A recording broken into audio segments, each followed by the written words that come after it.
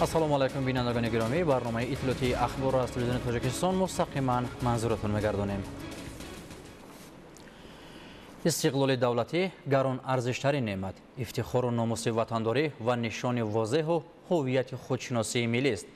در شرایط کنونی مهمیت این گنجینه مقدس بیشتر شده، حفظ آن در روند پرپیچ‌وتاب جهانی شوی اهمیت خاص را کسب کرده است.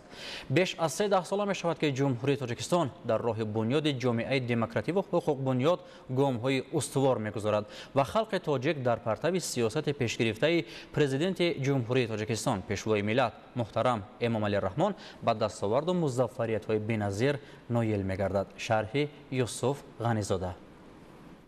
استقلال واژه‌и مقدس، неъмати бебаҳо ва дастоварди бузурги миллати тоҷик. استقلال زمینه رشد ساحه‌های حیاتاً مهم جامعه، کفیل آرامی و آسودگی و عامل متحدی و همبستگی. پیشرفت بی‌سابقه، دیگرگونسازی‌های کلی و بنیاد و نوسازی در جمهوری تاجیکستان با شرافت همین نعمت مقدس عملی گردیده، نقشه‌های بزرگ و آینده‌دار از جمله هدف‌های کلیدی حکومت مملکت مرحله به مرحله تطبیق شده ایستادند. تاجیکستان صاحب استقلال همچون دولتی صاحب اختیار و دموکراتی و حقوق بنیاد و دنیوی در اساس مقررات کنستیتوسیا و سیاست سازنده پرزیدنت جمهوری تاجیکستان پیشوای ملت محترم امامعلی رحمان در عرصه جهانی شایسته معرفی گردیده موقع نمایان را کسب کرد.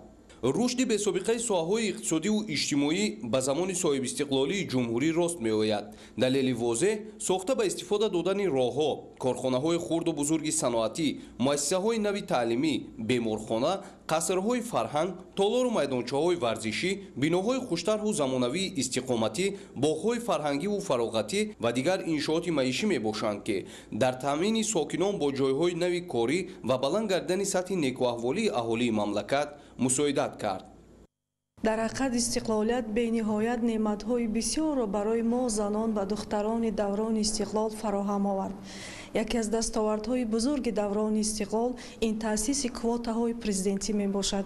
کوتای پرزیدنتی مخصوصاً برای دختران دیهات ایجاد گردیده است.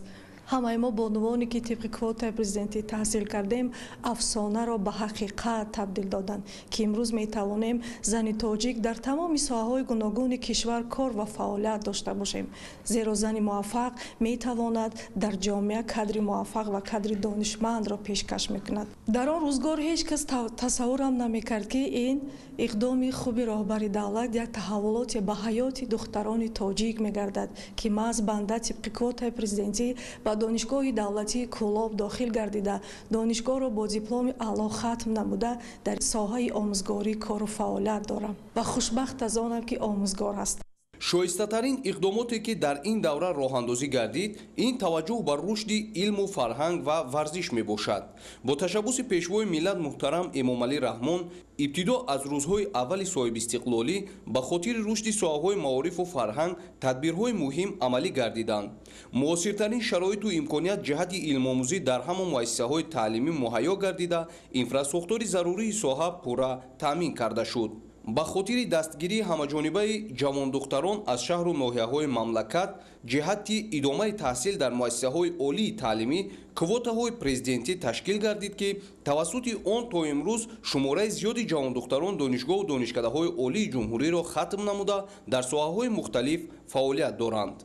خلق تاجیک از سواری آفتاب نور پیوندیم و از اهل کتاب زند و پازند و اوستا داشتیم در جهان ما تخم دانش کاشتیم ای فروغی صبح دانایی درود جوش زن ای زنده دل ای زنده رود.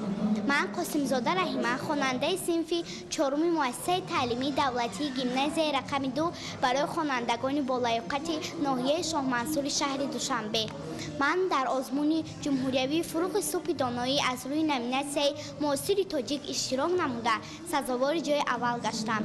من میانه‌داری خود را به اساسگذار صلح و وحدت ملی پیشوای ملت پرزیدنت جمهوری تاجیکستان محترم امامعلی رحمان میرسانم که برای ما کودکان و جوانان چنین آزمون‌های خوب را تشکیل نمودند و من سعی و کوشش می‌نمایم که در دورهای من بعدم سزاوار جای گردم.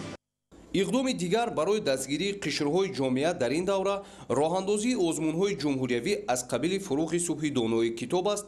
Тоҷикистон ватани азизи ман ва илм фурӯғи маърифат ба ҳисоб меравад ки таҳти сарпарастии президенти ҷумҳурии Тоҷикистон муҳтарам Эмомалӣ Раҳмон ҳамасола баргузор мешаванд. Дигар дастоварди соҳибистиқлолӣ ин рушди соҳаи варзиш ва то ба сатҳи мусобиқаҳои байналмилалӣ роҳ ёфтани варзишгарони тоҷик аст. имрӯзҳо пойтахти Тоҷикистони соҳибистиқлол шаҳри Душанбе мизбони бонуфузтарин чорабиниҳои варзишӣ интихоб мешавад ки далели мавҷуд будани инфраструктури зарурии соҳа ва мутобиқати он ба талаботи ҷаҳонӣ мебошад. Ҷавобан ба дастгирӣ ва таваҷҷӯҳи сарвари давлат муҳтарам Эмомалӣ Раҳмон дар бозиҳои тобистонаи Олимпии Париж 2024 аз риштаи ҷудо Сомон Маҳмадбеков, Темур Раҳимов ва аз варзиши риштаи бокс Давлат Болтаев ба гирифтани медалҳои биринҷӣ мушарраф гардиданд. ҳамаи ин музаффарияту дастовардҳо ки халқи тоҷик ба онҳо шарафёб гардидааст, самараи неки истиқлоли давлатӣ ва пойдории сулҳу субот дар мамлакат мебошад. дар замоне ки бархурди тамаддунҳо ва дигаргуншавии фарҳангҳо ба суръат ҷараён дорад, ҳифзи истиқлоли давлатӣ ва пойдору бегазан нигоҳ доштани ин неъмати бузургу муқаддас вазифаи ҷонии ҳар шаҳрванди мамлакат арзёбӣ шуда, масъулияти бештарро тақозо мекунад. яке аз воситаҳои муҳими дастгирии ҷавонони соҳибилму болаёқат ин роҳандозии озмунҳои ҷумҳуриявӣ аз ҷумла фурӯғи субҳи донои китоб аст ва илм фурӯғи маърифат мебошанд. дар шаҳри Хоруғ ғолибони даври вилоятии озмунҳои ҷумҳуриявии фурӯғи субҳи донои китоб аст ва илм фурӯғи маърифат бо диплом ва мукофотпулӣ қадрдонӣ карда шуданд. Моҳираи Тоҳир гузориш медиҳад. маросими тантанавии қадрдонии ғолибони озмунҳои ҷумҳуриявии фурӯғи субҳи донои китоб аст ва илм фурӯғи маърифат дар театри мусиқии мазакавӣ ба номи Меҳрубон Назарови шаҳри Хоруғ баргузор гардид. қайд гардид ки маҳз тавассути комёбиҳои соҳибистиқлолӣ ва сиёсати маорифпарваронаю илмдӯстонаи асосгузори сулҳу ваҳдати миллии пешвои миллат президенти ҷумҳурии Тоҷикистон муҳтарам Эмомалӣ Раҳмон дар қатори дигар дастовардҳои муҳими таърихӣ аз он ҷумла дар соҳаи маорифу илм имконият фароҳам омад ки озмунҳои зикршуда инчунин Тоҷикистон ватани азизи ман хонандаи беҳтарини ҳазарҳои пешвои миллат, тоҷикон оинаи таърихи миллат ва дигар мусобиқаи озмунҳои зеҳнию маърифатӣ ва фарҳангӣ доир гардида истоданд. гуфта шуд ки имрӯз ин озмунҳо ба ҷузъи ҷудонопазири ҳаёти маърифатию илмӣ ва фарҳангии миллат табдил ёфта дар ҳадифи баланд бардоштани сатҳи маърифатнокии миллат, дарёфти чеҳраҳои нави соҳибилму соҳибистеъдод, ҳамчунин дар маҷмӯъ бобати баланд рафтани шууру тафаккури ҷамъият мустоидати калон менамоянд. иттилоъ дода шуд ки соли равон дар чаҳорчӯбаи омодагӣ ба таҷлили сазовор аз ҷашни 35-умин солгарди истиқлоли ватани азиз дар соҳаи маориф 20 иншоот мавриди баҳрабардорӣ қарор мегиранд. бо дастгирии ҳукумати ҷумҳурии Тоҷикистон дар ояндаи наздик тамоми муассисаҳои таълимӣ дар ҳудуди вилоят аз навсозӣ шуда барои омӯзгорон ва кормандони соҳаи маориф низ шароити хуби зиндагӣ муҳайё карда мешавад. бинобар ҳамин ҳар як сокини ватан бояд бо дарки масъулияти баланд базхуд намудани илмҳои замонавӣ аз он ҷумла таъриху адабиёти миллӣ ва умумибашарӣ дар масири ҳифзу ҳимояи арзишҳои волои миллӣ صادقانه خدمت نماید. محمد خدم وشاین هستم. خواننده صنف دهم مؤسسه تعلیمی دولتی مکتب پرزیدنتی برای کودکان بالیاقت در شهر خاروغ. اشتراکچی چندین آزمون‌های جمهوریوی از قبیل مثنوی خوانی، بیبلیامارافون، فروغ صبح دانای کتاب است، انرژی سبز و بمانند این دیگر آزمون‌های سطحی ولایتی و جمهوریوی. هم اکنون بعد از 3 سال به بار دوم اشتراکچی آزمون جمهوریوی فروغ صبح دانای کتاب است از روی نامیناسیون ادبیات کلاسیک تاجیک. در سطح ولایتی آزمون سزاوار جای اول گردیده. منتداری صمیمی خویش را با اساسگذاری صلح و وحدت ملی پیشوای ملت پرزیدنت مملکت محترم امامعلی رحمان میرسانم که برای سنجش دانشمان چنین آزمونها را فراهم آوردند. من فرقت ازلشو خواننده صنف دهم مؤسسه تحصیلات میانه عمومی رقم 24 دهه سپانج وادی برتنگ ناحیه روشن هستم. چون به همگان معلوم است طی سالهای اخیر با نظرداشت بلند برداشتن ذوق کتابخوانی دریافت چهره‌های سخنور و سخندان آزمون‌های سطح جمهوری برگزار می‌گردند. مقصد از برگزار کنی این آزمون پیش از همه بلند برداشتن ذوق کتابخوانی میباشد. من مدت 3 سال آخر اشتراکچی دور نهایی آزمون جمهوری فروغ صبح دانایی کتاب است محسوب می‌یابم. در برابر این در آزمون جمهوری علم فروغ معرفت تاجیکان آینه تاریخ ملت شاهنامه‌خوانی اشتراک ورزیده غالب آزمون جمهوری بیبلیامارافون تحت عنوان امنشین به از کتاب مخا در سال 2023 گردیدم. میلاداری صمیمی خویش را به پیشوای معظم ملت محترم جناب عالی میرسانیم که برای ما نورسان و جوانان چنین آزمون‌ها را راه اندازی کرده اند. در جواب به این غمخوری‌های پیشوای معظم ملت ما جوانان و شخصا من وعده می‌دهم که با بهای خوب و علا مکتب را تحصیل نموده در آینده در آبادانی کشور سمی نظررسی خویش را می‌گذارم. حفظ و حمایت ارزش و آنها دستاوردهای دولتی و ملی معنای حمایت مرز و بوم تاجیکستان عزیز و مقدسات آن را دارد. بعد مراسم رسمی 95 نفر غالبان آزمون فروغ صبح دانایی کتاب است و 78 نفر غالبان آزمون علم فروغ معرفت که در آزمون‌های امساله سزاوار جای‌های یکم، دوم و سوم گردیدند و به آزمون سطح جمهوری راحت گرفتند با افتخارنامه و سپاسنامه رئیس ولایت مختار کوهستانی بدخشان و مکافات پولی در وضعیت تنتنوی قدردانی گردیدند. دستگل ساز موسیقی که پیشنهاد اهل تالار گردانده شد به جمع آمد تنتنوی شکوه خاصه را ضمن نمود. ماهره طاهر، مبارک شاه رستم، ولایت مختار کوهستانی بدخشان. اخبار. بخشیده به 1166 سالگی سردفتر ادبیات کلاسیک تاجیک ابو عبدالله رودکی در دانشگاه دولتی کلاب به نام ابو عبدالله رودکی همایش علمی ادبی برگزار گردید. در چاره‌بینی دایر بر روزگار، اشعار و اهمیت آثار گران ارزش شاعر شیرین کلام تاجیک، عالمان و ادبیات‌شناسان معروضه نمودند. انور شاه سیدعلی‌زاده گزارش می‌دهد. در دانشگاه دولتی کلاب به نام ابو عبدالله رودکی به خاطر گرامیداشت سردفتر ادبیات تاجیک آدم و شعرا ابو عبدالله رودکی همایش علمی ادبی برگزار گردید. در چاره‌بینی مذکور راهبریت مقامات اجرایی حاکمیت دولتی ولایت ختلان و شهر کلاب، شاعران و ادیبان، دایره وسیع آموزگاران و دانشجویان مؤسسه‌های تحصیلات عالی و میانه کسبی شهر اشتراک نمودند. برآمدکنندگان پیرامون روزگار، وزن اشعار و اهمیت آثار ابو عبدالله رودکی مبادله افکار نموده افزودند که با شرافت استقلال دولتی و سیاست خردمندانه پیشوای ملت پرزیدنت کشور محترم امام علی رحمان جهت رشد خودشناسی ملی، تشکل اعتماد قوی مردم به فرهنگ و ارزش‌های دیرین بنیاد ملی، چهره‌های سرشناس علم و ادب ملت تاجیک که در غنیسازی تمدن بشری نقش ماندگار و تاریخی دارند، همچون نیای با فضل و شهرتیار و عالمشمول ملت تاجیک به طور شایسته معرفی شده، آثار پرحکمت و روزگار عبرت‌آموزش الهام بخش نسل‌های امروز گردیده است. طور تاکید شد اگرچه از زمان شعرگویی استاد رودکی 1150 سال گذشته است، اما آثار بلندپایه،